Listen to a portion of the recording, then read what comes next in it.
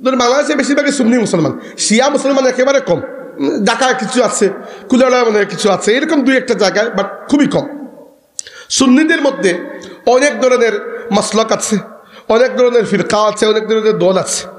সবাইকে সবটা জায়গায় একমত করা সম্ভব না, আপনার দ্বারাও সম্ভব না, আমার দ্বারাও সম্ভব না। কিন্তু কমসে কম আল্লাহর রসুলের তাজিম এবং মহব্বতের ব্যাপারে তো এক হওয়া উচিত। ফুলতুরি সাহেব রহমতুল্লাহ আলাইহির এই জিনিসটা আমি গতকালকে আমার দাদা সাহেবের একটা ওয়াজ শুনছিলাম, রেকর্ড করা ছিল। তিনি বলেছেন যে মানুষ আমার উপর কিছু বিরক্ত হতে পারেন হয়তো, যে আমি শুধু আল্লাহর রসুলের এবং সাহাবা কেরামের ইজ্জত আজমতের কথা বলি। কারণ আমার ফুলতুরি সাহেব বলছিলেন যে আমার দায়িত্ব হচ্ছে, আমি যতদিন দুনিয়াতে বেঁচে আছি, কোনো মানুষ যদি আল্লাহ এবং আল্লাহর রসুলের ব্যাপারে, বিশেষ করে আল্লাহর রসুলের ব্যাপারে কোনো কটূক্তি করে আমার সামনে, তাহলে আমি আমার জীবনের শেষ নিঃশ্বাস পর্যন্ত এর জবাব দিয়ে আল্লাহর কাছে গিয়ে হাজির হব। এক্স্যাক্টলি মানে শব্দগুলো এরকম নয়, বাট এটাই বুঝিয়েছিলেন। আমি গতকালকে রাত্রে এটা ওয়াজ শুনছিলাম। তো আমার মনে হয় এই জায়গায় মুসলমানদেরকে সব ধরনের দলাদলি ভুলে এক হয়ে যাওয়া উচিত, যে আল্লাহর রসুলের ইজ্জতের ব্যাপারে আমরা কোনো কম্প্রোমাইজ করবো না। বাংলাদেশের মাটিতে যেখানে আমরা 90% মুসলমান আল্লাহকে সেজদা দেই, এই দেশে এমন কোনো কুলাঙ্গার আল্লাহর রসুলের সামনে কোনো বেয়াদবি করবে, এটাকে মেনে নেওয়া যায় কখনো? সারাদিন হুজুরদের সমালোচনা করছেন না, করেন। হুজুরদের সমালোচনা করলে কি আসে যায়? হ্যাঁ, আমরা জবাব দেব, কিন্তু আল্লাহর রসুলের ব্যাপারে এখানে কোনো জবাব হবে না, এখানে শাস্তি হতে হবে, এখানে শাস্তি হতে হবে। আল্লাহর রসুলের ব্যাপারে এখানে কোনো জবাব টবাব নাই। এক, দুই নম্বর, এখানে কোনো মাফ চাওয়া নাই।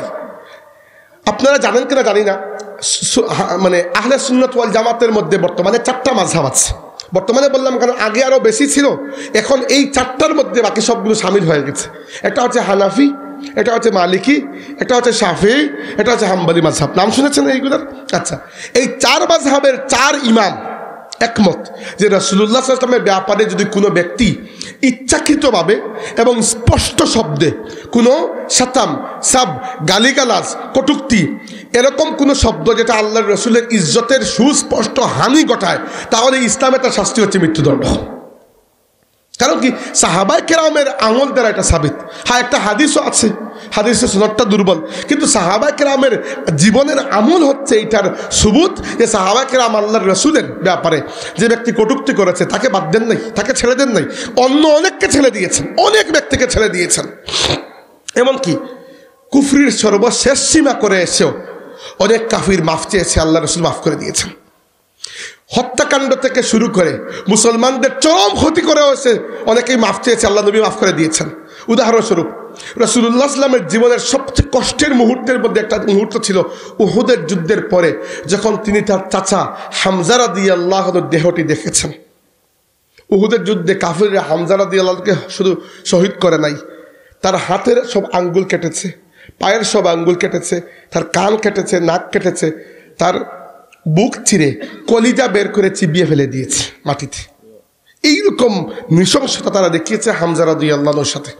এবং আমি ইতিহাসে পেয়েছি আরও কয়েকজন সাহাবীর সাথেও এরকম করা হয়েছিল, হিংসায়। কাফিররা বদর যুদ্ধে যে পরাজিত হয়েছিল এই হিংসায়।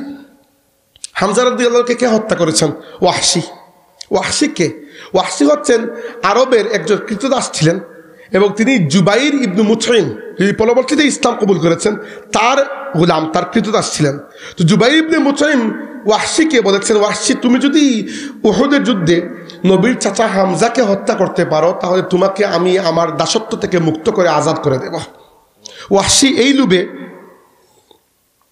যুদ্ধের ময়দানে হাজির হয়েছেন, এবং তিনি নিজে বলেছেন, ওয়াহশী নিজেই কথা বলেছেন যে আমি বিভিন্ন বড় বড় পাথরের চিপায় নিজেকে লুকিয়ে হামজাকে দেখতে শুরু করেছি। ওয়াহশী নিজে বলেছেন যে হামজা হচ্ছেন, যুদ্ধের ময়দানে হামজাকে দেখে আমার মনে হচ্ছে তিনি হচ্ছে আসমানে যেরকম বজ্রপাত হয়, সেই বজ্রপাতের মতো কাফিরদের উপরে তিনি ঝাঁপিয়ে পড়েছেন। একটা মুহূর্ত এরকম পাই না হামজা রাদিয়াল্লাহু আনহুর হাতে কোনো ঢাল নাই, দুই হাতে দুই তরবারি নিয়ে আল্লাহ এবং তার রাসূলের জন্য জিহাদ করে যাচ্ছেন। একবার একটা দুর্বল মুহূর্ত তো আসে মানুষের মাঝে মধ্যে। একবার একটা দুর্বল মুহূর্তে হামজা রাদিয়াল্লাহু আনহুর যে শরীরের যে বর্ম, এটা উপরের দিকে উঠে তলপেটের জায়গাটা একটু খালি হয়ে গেছে। ওয়াহশী বললেন যে আমি খুব ভালো বর্ষা নিক্ষেপ করতে পারতাম, এইম করে তার তলপেটে বর্ষা নিক্ষেপ করেছি। এই বর্ষা নিক্ষিপ্ত হওয়ার পরে তিনি আরও খানিকক্ষণ যুদ্ধ করেছেন। এরপরে যখন রক্তক্ষরণ হয়েছে, পড়ে গিয়েছেন, শহীদ হয়েছেন। এরপরে আবু সুফিয়ানের স্ত্রী হিন্দ বিনতে উতবা, যিনিও পরবর্তীতে ইসলাম কবুল করেছেন, তিনি ওয়াহশিকে সাথে নিয়ে গেছেন এবং হামজা রাদিয়াল্লাহু আনহুর দেহ মুবারককে কেটে ছিঁড়ে টুকরা টুকরা করেছেন। আল্লাহর রাসূল যখন এটা দেখেছেন, দেখে আল্লাহ নবী সাল্লাল্লাহু আলাইহি ওয়াসাল্লাম শব্দ করে কেঁদেছেন, শব্দ করে কেঁদেছেন। রাসূল সাল্লাল্লাহু আলাইহি ওয়াসাল্লাম এই অবস্থা দেখে বলেছেন, আমি যখন মক্কা বিজয় করব, তখন এক হামজার পরিবর্তে তাদের 30 জনের এই অবস্থা আমি করব। এত কষ্ট পেয়েছেন। আল্লাহ রাব্বুল আলামিন পরবর্তীতে নিষেধ করেছেন, বলেছেন ওয়া ইন আকাবতুম ফাআকিবু বিমিসলি মা উকিবতুম বিহি ওয়া লা ইন সাবারতুম লাহুয়া খায়রুল লিস-সাবিরিন। হে রাসূল, যদি প্রতিশোধ নিতে হয়, তারা যতটুকু নিয়েছে অতটুকু প্রতিশোধ আপনি নেবেন, এর বেশি না। আর যদি মাফ করে দেন, সবর করেন, তাহলে এটা হচ্ছে সবচেয়ে উত্তম সবরকারীর জন্য। আল্লাহ নবী সাল্লাম মাফ করে দিয়েছেন। রাসূল সাল্লাম কোনো প্রতিশোধ তো নেন নাই, বরং মক্কা বিজয়ের দিন যখন আল্লাহ রাসূল মক্কা শরীফ বিজয় করে সব কিছুকে নিজের অধীনস্থ করে, যে মক্কা শরীফ থেকে আল্লাহর রাসূলকে বাধ্য করা হয়েছিল মক্কা শরীফ ত্যাগ করতে, আজকে পুরো মক্কাবাসী এসে ভিখারির বেশে আল্লাহ রাসূলের সামনে ক্ষমা যাচ্ছে। কি পরিবর্তন আল্লাহ করে দিয়েছেন। রাসূলুল্লাহ সাল্লাল্লাহু আলাইহি ওয়াসাল্লাম কাবা শরীফের পাশে এরকম বসে আছেন, মাটিতে রেস্ট নিচ্ছেন। বিলাল রাদিয়াল্লাহু আনহু, আল্লাহ নবী খুবই প্রিয় সাহাবী, তিনি ওয়াহশিকে ধরে নিয়ে আসলেন। এসেই বললেন, ইয়া রাসূলুল্লাহ, ওয়াহশি আপনার কাছে এসেছেন মাফ চাইতে আর ইসলাম কবুল করতে। আল্লাহ নবী সাল্লাল্লাহু আলাইহি ওয়াসাল্লাম দেখেন, ওয়াহশি সেই ব্যক্তি যিনি হামজা রাদিয়াল্লাহুকে শহীদ করেছেন। হামজা রাদিয়াল্লাহু কে? হামজা রাদিয়াল্লাহু আনহু শুধু রাসূলুল্লাহ সাল্লাল্লাহু আলাইহি ওয়াসাল্লামের চাচা নন, আল্লাহ রাসূলের চাচা, দুধ ভাই। কারণ হামজা চাচা হলেও আল্লাহর রাসূল থেকে তিনি মাত্র 2 বছরের বড় ছিলেন। এই জন্য তাদের সম্পর্ক মূলত চাচা ভাতিজা না, মূলত সম্পর্ক ছিল বন্ধুর মতো, ভাই ভাইয়ের মতো। সাহাবা কিরাম তো বলেছেন যে হামজা রাদিয়াল্লাহু আনহু বেঁচে থাকলে ইসলামের প্রথম খলিফা আর ন্যূনতম 4 খলিফার মধ্যে একজন তিনিই হতেন। এরকম সম্মান ছিল সাহাবীদের চোখে তার। সেই হামজা রাদিয়াল্লাহুকে হত্যা করেছে ওয়াহশি, আর আজকে আল্লাহ রাসূলের সামনে এসে উপস্থিত। রাসূল সাল্লাল্লাহু আলাইহি ওয়াসাল্লাম চেহারা মুবারক তুললেন, তুলে জিজ্ঞেস করলেন, আনতা ওয়াহশি, তুমি ওয়াহশি? কখনো তো দেখা হয় নাই। তিনি বললেন, নাম, জি আমি ওয়াহশি। জিজ্ঞেস করলেন, আনতা কাতালতা হামজা, তুমি হামজাকে হত্যা করেছো? সুবহানাল্লাহ, আল্লাহ নবী বলতে পারেন নাই। তিনি বলেন, ইয়া রাসূলুল্লাহ, আপনার কাছে আমার ব্যাপারে যত খবর পৌঁছেছে সবই সত্য। তখন রাসূলুল্লাহ বললেন যে আমি তোমার ঈমানকে কবুল করলাম, কিন্তু যদি পারো তাহলে আমার থেকে তোমার মুখটিকে দূরে রাখবে, আমার সামনে আসবে না, কারণ তোমাকে দেখলে আমার চাচার কথা মনে হয়ে যায়। ওই ব্যক্তিকে আল্লাহ রাসূল মাফ করে দিয়েছেন, ওয়াহশিকে।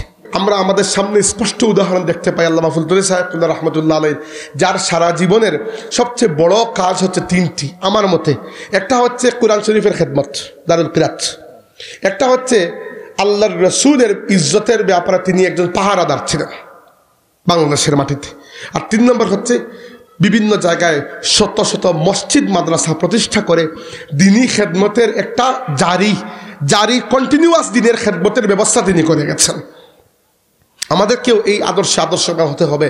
আমরা অন্তত পক্ষে যারা আহলে সুন্নাত ওয়াল জামাত নিজেদেরকে দাবি করি, যে মাসলাকই হোক না কেন, যারা আহলে সুন্নাত ওয়াল জামাতের আকীদায় আল্লাহর রাসূলের ব্যাপারে আমাদের আনকম্প্রোমাইজিং একটা পজিশনে যেতে হবে, যে আমার সামনে আল্লাহর নবীর ব্যাপারে কেউ কোনো বকওয়াস করলে সে ফিরে যেতে পারবে না ইনশাআল্লাহ। আল্লাহ পাক এইরকম মহব্বত আল্লাহ আমাদের মধ্যে জাগিয়ে দিন। যতদিন বেঁচে থাকি আল্লাহর নবীর মহব্বতের মধ্যে বেঁচে থাকবো, আর যখন মারা যাব আল্লাহর রাসূলের মহব্বতের মধ্যে। আল্লাহ যেন আমাদেরকে দুনিয়া থেকে বিদায় দেন, আমরা বলি আমিন।